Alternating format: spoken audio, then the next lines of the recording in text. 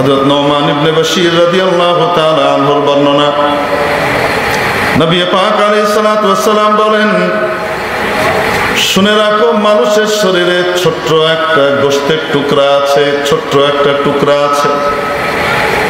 মুদগা বলা হয় এমন টুকরাকে যেই টুকরা মুখে দিয়ে চাবানো যায়, এতটা ছোট আকৃতি, এতটা ছোট যে আকৃতির গোশতকে মুখের ভিতরে ঢুকিয়ে কি করা যায়?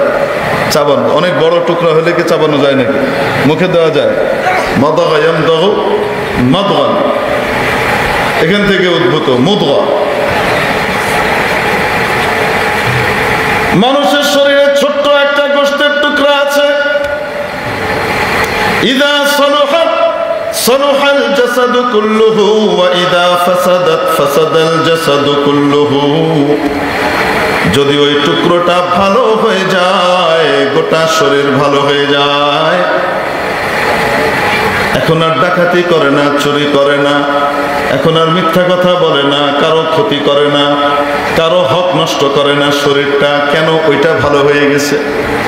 এখন আর সমাজে অনাসৃষ্টি করে না, সমাজে ভালো কাজ প্রচার করে, সমাজের মধ্যে ভালো পরিবেশ তৈরি করে, গোটা শরীর থেকে ভালো ভালো কাজ প্রকাশ পেতে থাকে, কারণ ওই গোশতের টুকরাটা ভালো হয়ে গিয়েছে। ওয়াইদা ফাসাদাত, নবীজি বলেন, আর যদি ওই টুকরাটা নষ্ট হয়ে যায়, পচে যায়, ফাসাদাল জাসাদু কুল্লুহু, গোটা শরীরের মধ্যে পচন ধরে, আচার আচরণ নষ্ট হয়ে যায়, অন্যের হক নষ্ট করে, অন্যের জমি দখল করে, অন্যকে মুখ দিয়ে কষ্ট দেয়, হাত দিয়ে কষ্ট দেয়, সমাজে অনাসৃষ্টি তৈরি করে, চুরি ডাকাতি লুটপাটের সিস্টেম তৈরি করে, দেশের টাকা লোপাট করে বিদেশে পাচারের ধান্দা করে।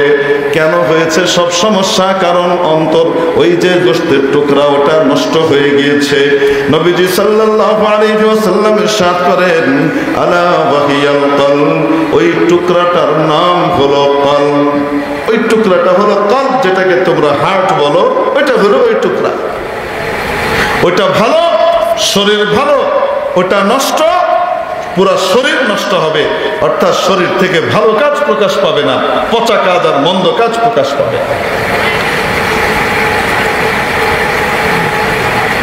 এই গোশতের টুকরাটার ভিতরেই অবস্থান করে হলো রূহ। এই রূহের যে চিকিৎসক, এই রূহের যখন রোগ হয়, এই রোগ হইলে এই রূহের রোগ সারাবার জন্য হসপিটালের দরকার আছে না নাই? বলেন না কেন? রূহের মধ্যে যখন রোগ হয়, তখন এই রোগ সারাবার জন্য হসপিটাল লাগে কি লাগে না? রূহের ভিতরে যে রোগ হয়, কেমন রোগ হয়? ইমানি রোগ। ইমান হলো সুস্থতা, আর এই সুস্থতার ভিতরে যখন রোগ এসে ঢুকে, ইমানের ভিতরে যখন রোগ তৈরি হয়, এই রোগ সারানোর যে হসপিটালগুলা, এই হসপিটালগুলার একটার নাম হলো মাদ্রাসা, এক টাইপের হসপিটালের নাম হলো খানকা, হক্কানি আল্লাহওয়ালাদের মজলিস এবং দরবার। এই রুহানি রোগ সারাবার আরেক হসপিটাল, ভ্রাম্যমান হসপিটাল, এই হসপিটালের নাম হলো এই ওয়াজ মাহফিলের যে এরিয়া, এগুলা। এই রুহানি রোগ সারাবার হসপিটালের আরেক নাম হলো দাওয়াত ও তবলিগের মেহনত। এগুলা হলো এক একটা হসপিটাল। বুঝাইতে পারছি আপনাদের? এখন হসপিটাল চলে কি দিয়ে? হসপিটালের চিকিৎসা ব্যবস্থা চলে হলো ডাক্তার এবং ওয়ার্ড বয় আর নার্সের সমন্বয়ে। আগে যে বলেছিলাম কথা মনে আছে না ভুলে গেছেন? এই রুহানি রোগ সারাবার যে হসপিটালের ডাক্তার, এই ডাক্তারদের ভিতরে প্রতিকৃত যারা, একেবারে যেরকম ডাক্তার আর পৃথিবীতে আসা সম্ভব না, তারা হলেন নবী রাসূল। নবী রাসূলের অনুপস্থিতিতে এই ডাক্তারের দায়িত্ব দেওয়া হয়েছে নবীর ওয়ারিস আলেম ওলামাদেরকে। এই হসপিটালগুলার রুহানি রোগের, আত্মিক রোগের যে চিকিৎসক, এই চিকিৎসকের নাম হলো আলেম ওলামা। আলেম ওলামা বলে দিবেন এভাবে করতে হবে, ওইভাবে করতে হবে। আর এটাকে এক্সিকিউট করবে, বাস্তবায়ন করবে তাদের হাওয়ারি এবং তাদের সহযোগী যারা থাকেন তারা। এনারা হলেন ওয়ার্ড বয় এবং নার্সের মতো। যেমন দাওয়াত ও তাবলীগের মধ্যে আলেম ওলামারা হলেন ডাক্তারের মতো, পুরনো সাথী এবং মেহনতওয়ালা সাথীরা হলেন ওয়ার্ড বয় আর নার্সের মতো। বুঝাইতে পারি না?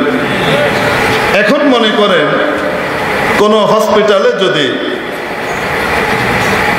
পুরনো ওয়ার্ড বয় আর নার্স তারা সব একত্রিত হয়ে বলে ডাক্তারের জ্বালাতনা সহ্য করা যাচ্ছে না, ডাক্তার সকালে একটা কয় বিকালে একটা কয়, এখন প্রেসক্রিপশন দিয়ে দিছে একটা হসপিটালে আমরা এটা দিচ্ছি, আগামীকাল এসে বলতেছে না এই ডোজটা এমনি কমাও, এই ডোজটা বাড়াও, এই ওষুধ বাদ, এই ওষুধ যোগ। ফেরে কি জ্বালাতন শুরু করলো, কিনাই আনলাম মাত্র ওষুধ, এখন আবার কি করতেছে, এই ওষুধ ফেরত দিয়ে আরেক ওষুধ আনাইতে বলতেছে। এখন থেকে এই চ্যাংড়া ডাক্তার আর অল্প বয়সী ডাক্তারদের আমাদের দরকার নাই। এখন থেকে আমরা ওয়ার্ড বয় আর নার্সরাই পুরনো যারা আছে তারাই ট্রিটমেন্ট করব, হাসপাতাল চালাবো, হসপিটাল চলবে। আসতে বলে আমি কি বোঝাইতে চাইতেছি, আশা করি বুঝতে পারতেছেন আপনারা। হসপিটাল চলবে? চলবে না। হসপিটাল চলতে হলে ডাক্তারের কোনো বিকল্প নাই। ওয়ার্ড বয় আর নার্স যদি সব স্ট্রাইক করে আমরা হসপিটালে থাকবো না। ডাক্তাররা যদি থাকে তাহলে সাধারণ রোগীদেরকে, তাদের অ্যাটেন্ডেন্টদেরকে আবার নতুন করে ট্রেনিং দিয়ে কাম করায় ফেলতে পারবে। ঠিক কি ঠিক না? নতুন করে তৈরি করতে পারবে। ডাক্তারবিহীন হসপিটাল যেমন চলে না, রুহানি রোগের ট্রিটমেন্টের জায়গা যে হসপিটালগুলো আছে, মাদ্রাসা, খানকা, দাওয়াত তাবলীগ থেকে শুরু করে অন্যান্য জায়গাগুলো, এইগুলাও কখনো রুহানি ডাক্তার আলেম ওলামা ব্যতীত চলবে না। আলেম ওলামাকে বাইপাস করে রুহানি চিকিৎসা দিতে গেলে ঝামেলা আছে, বিপদ আছে। ঠিক কিনা? আল্লাহ তাবারাক ওয়া তাআলা এই সহজ জিনিস বুঝবার তৌফিক আমাদেরকে নসিব করেন। বেশি কথা কত লাগে না। মেরে মুহতারাম দোস্ত, রুহানি রোগের ট্রিটমেন্ট দেওয়ার জন্য রব্বুল আলামিন নির্বাচিত করেছিলেন এমন সব নবী রাসূলকে যাদের মধ্যে কোনোদিন কোনো রুহানি রোগ তৈরি হয় নাই। রুহানি রোগের নাম হলো গুনাহ। রুহানি রোগের নাম কি? এই জন্য মেরে মুহতারাম দোস্ত, নবী রাসূলকে রব্বুল আলামিন পরিপূর্ণভাবে এই রুহানি রোগ থেকে মুক্ত রেখেছিলেন। ছোট রোগ, বড় রোগ, সব কিছু থেকে।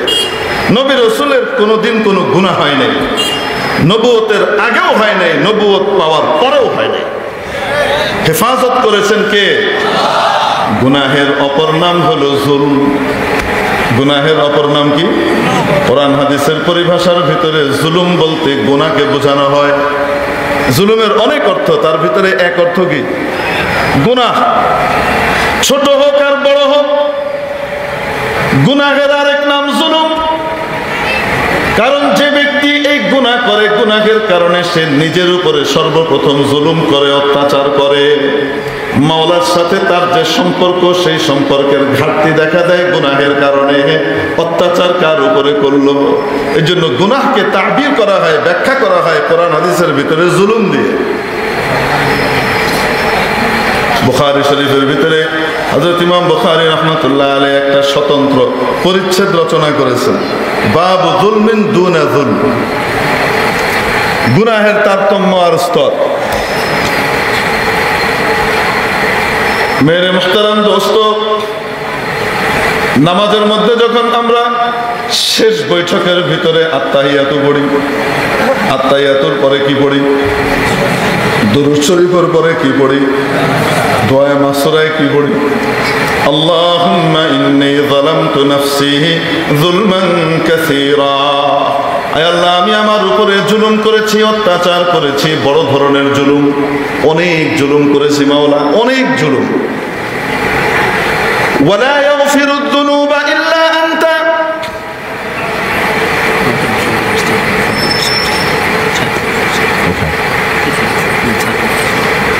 এখানে আছেন? ওয়ালা ইয়াগফিরুদ যুনুবা ইল্লা আনতা। আর গুনাহকে মাফ করার মালিক আপনি ছাড়া কেউ নাই। আচ্ছা, কইল হইল জুলুম করছি, আর পরে কি বলে? গুনাহ মাফ করার মালিক আপনি ছাড়া। কওয়া তো দরকার ছিল, ইয়া আল্লাহ অনেক জুলুম করছে, ইনসাফ প্রতিষ্ঠা করার মালিক আপনি ছাড়া কেউ নাই।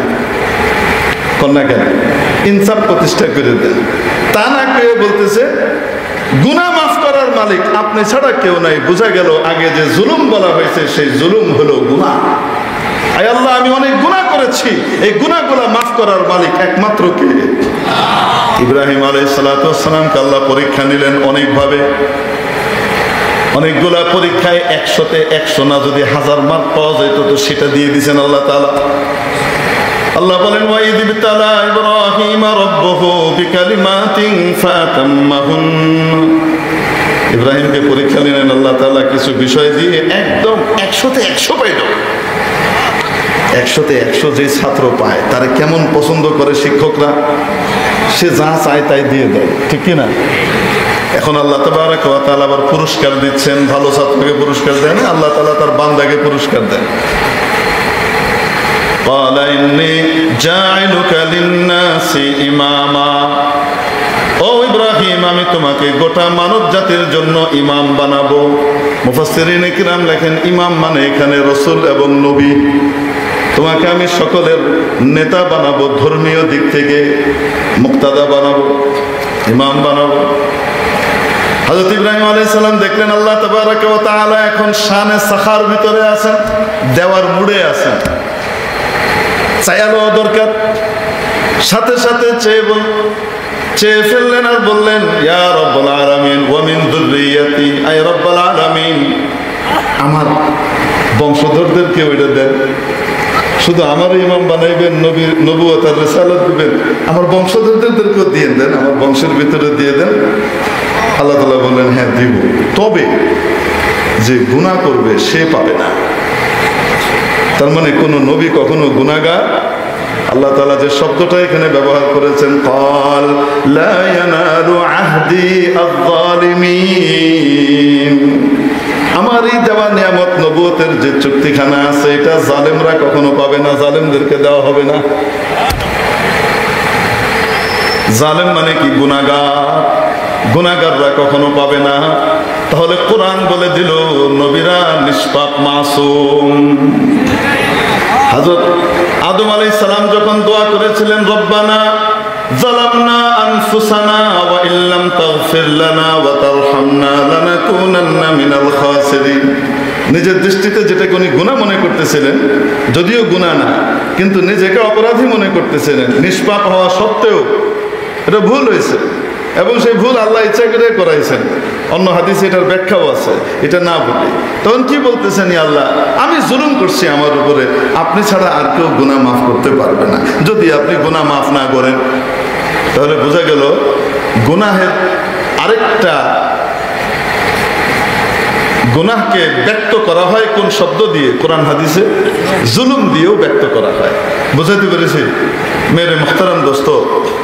নবীরা এজন্য নিষ্পাপ, যারা গোটা মানব জাতিকে রুহানি রোগ থেকে মুক্ত করবেন। তিনি যদি রোগ আক্রান্ত হন তাহলে আরেকজনকে কি ট্রিটমেন্ট দিবে?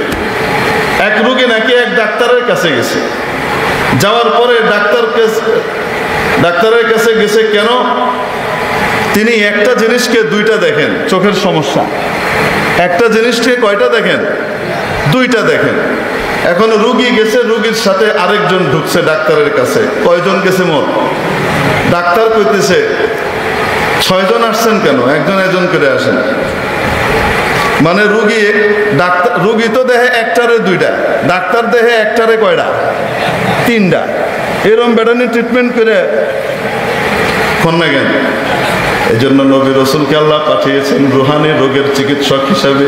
তাদের মধ্যেই যদি রোগ থাকে তাহলে কিভাবে তারা ট্রিটমেন্ট করবে? মানুষের আস্থা কিভাবে আসবে? ঠিক কিনা? এই জন্য নবী রাসূল নিষ্পাপ।